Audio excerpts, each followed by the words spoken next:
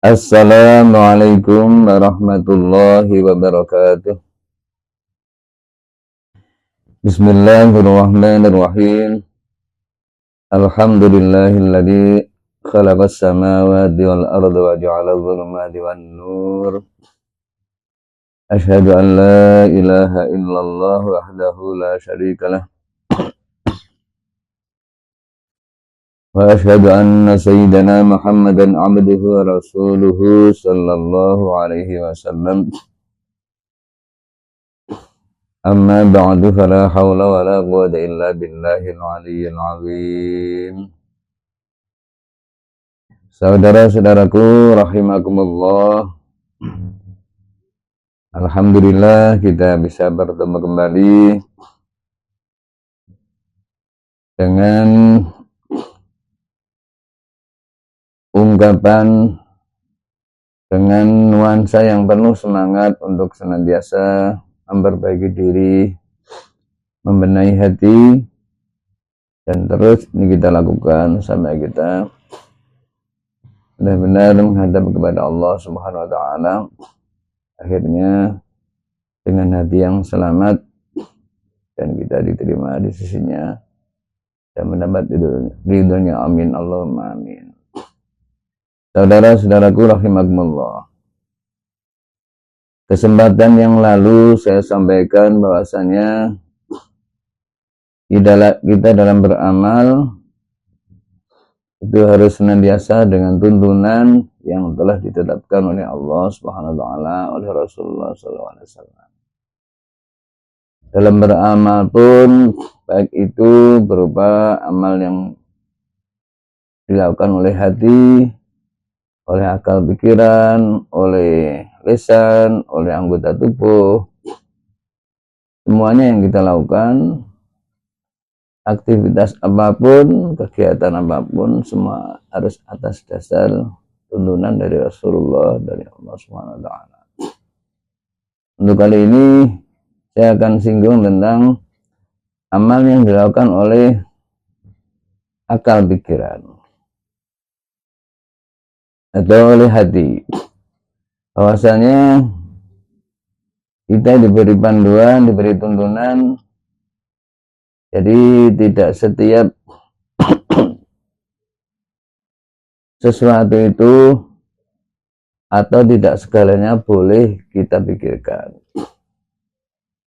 Dalam hadis dikatakan bahwa yang boleh kita pikirkan itu hanya hal-hal yang bersifat makhluk atau ciptaan Allah. Untuk zat Allah itu tidak boleh. Tafakkaru fi khalqillah wa la tafakkaru fil khaliq. Berpikirlah kalian terhadap makhluknya Allah dan jangan berpikir Allah. Karena memang Allah andaikan dipikir tidak akan mampu pikiran ini untuk menggapainya. Maka dari itu dalam hal ini, dalam berpikir kepada Allah, terhadapnya Allah dilarang.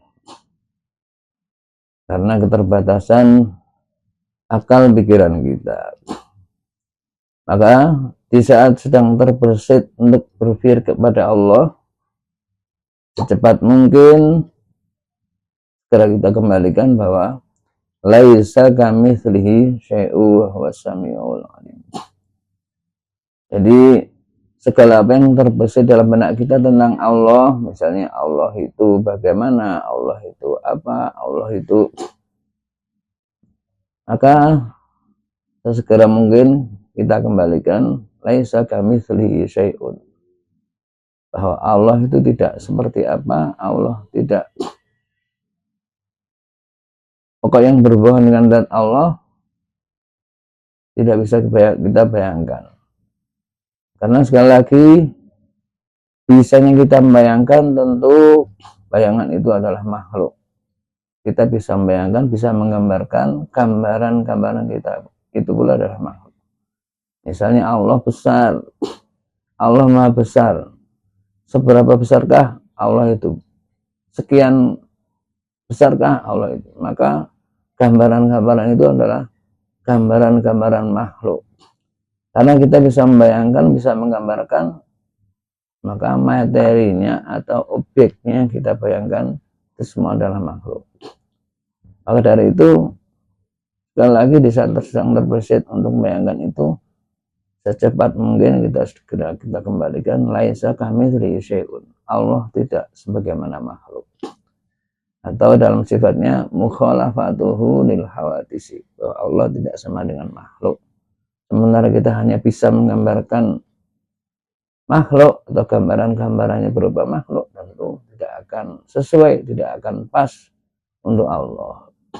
Yang jelas untuk Allah tidak bisa kita pikirkan. Perintah kita bisa memikirkan, kita diperintahkan untuk berpikir tentang hal-hal yang berhubungan dengan makhluk. Contohnya dalam satu ayat dikatakan inna fi khalqis samawati wal ardi wa ikhtilafil laili wan nahari la ayatil liulil albab. Bahwa dalam kejadian langit, bumi, dan pergantian malam ke siang dan siang ke malam, semua adalah terdapat tanda-tanda bagi ulul albab atau orang yang mampu berpikir secara murni, kepikiran yang murni, akal yang murni. Saudara-saudaraku rahimakumullah, jelas sekali bahwa materi yang kita pikirkan dalam ayat ini adalah kejadian langit, bumi, pergantian malam dan siang. Perlu saya garis bawahi, ini adalah sebagian materi. Artinya tidak hanya ini tok. Secara keseluruhan adalah semua makhluk itu boleh kita jadikan materi renungan, materi berpikir atau objek yang kita pikirkan. Untuk ayat ini, konteks ayat ini adalah kejadian langit dan bumi dan pergantian malam dan siang. Kenapa? Mungkin boleh jadi karena ini sesuatu yang setiap hari kita tahu. Bahkan sebenarnya setiap hari kita melihat. Namun boleh jadi pula kita hanya melihat tanpa mau berpikir. Nah, inilah letaknya perintah bahwa kenapa Allah memerintahkan untuk difikirkan. Allah memerintahkan untuk direnungkan. Jelas perintah ini akan mengarah atau akan menuju kepada la'ayatin. Kalau mau berpikir nanti akan membuahkan ayat atau tanda tentang keagungan Allah, tentang kebesaran Allah, tentang Allah sedemikian maha tahu, maha menciptakan, maha menguasai, dan lain sebagainya. Segala sifat-sifat yang sempurna pada Allah nanti akan kita dapatkan dengan kita mau berpikir terhadap makhluknya ini. Sekali lagi kita perjelas dengan kita diperintahkan untuk berpikir agar supaya kita mendapat tanda atau ayat, sekian banyak ayat yang akan kita dapatkan. Saudara-saudaraku rahimakumullah, maka jelas sekali bahwa agar supaya kita mendapat tanda-tanda, mendapat informasi, mendapat pencerahan akal kita, hati kita tercerahkan dengan makhluk-makhluk Allah, terutama dalam konteks ini adalah makhluk-makhluk yang besar. Coba saja kita renungkan bahwa kita membayangkan kita sendiri aja, diri kita sendiri. Karena termasuk juga ini makhluk, termasuk juga materi yang patut sekali kita renungkan.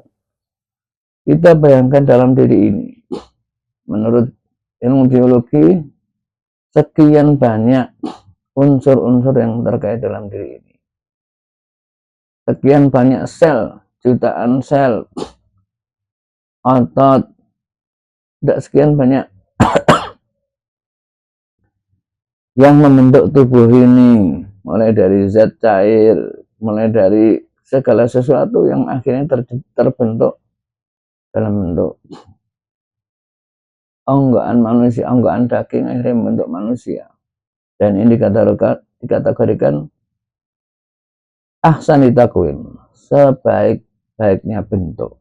Sedemikian serasinya antara jasmani dan rohani, keseimbangan antara kanan dan kiri, bawah dan atas, keseimbangan belakang dan depan.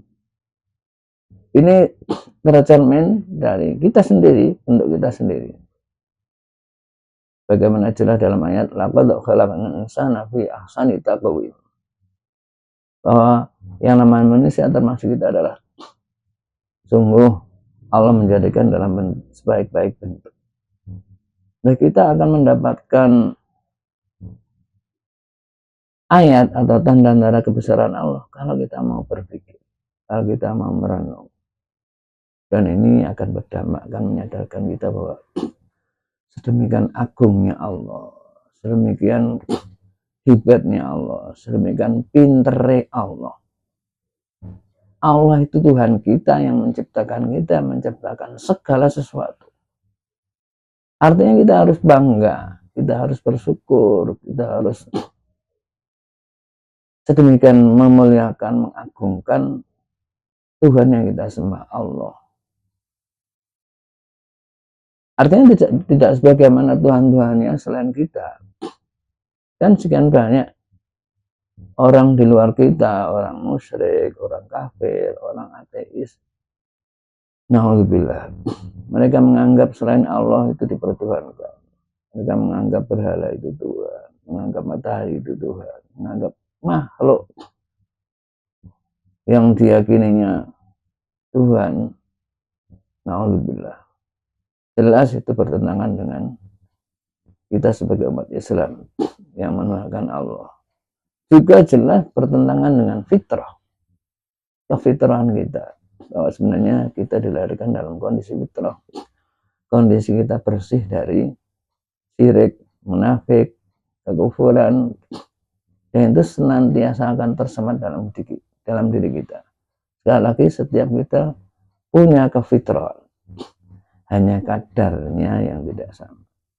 Maka untuk meningkatkan kefitrahan kita, di antara langkahnya adalah kita bertafakur, bertadabbur, kita merenungi, memikirkan tentang ciptaan-ciptaan Allah. Kembali tentang konteks yang kita baca tadi adalah makhluk-makhluk yang besar. Bayangkan bumi yang kita huni. Sedemikian terhambarnya langit di atas kita, sedemikian kokohnya matahari yang tidak pernah bergeser sedikit pun dari mulai diciptakan sampai sekarang.